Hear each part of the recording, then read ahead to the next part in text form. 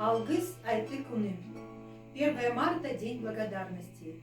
Челлендж Туган Ельге Мын Алгыс, посвященный 30-летию независимости Республики Казахстан.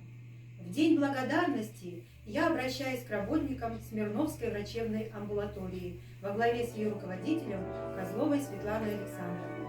Хочу выразить вам огромную благодарность за колоссальную помощь, за отзывчивость, за качественное лечение, за врачебную этику и за профессионализм в своем деле. Спасибо вам за вашу бесконечную доброту и теплое отношение.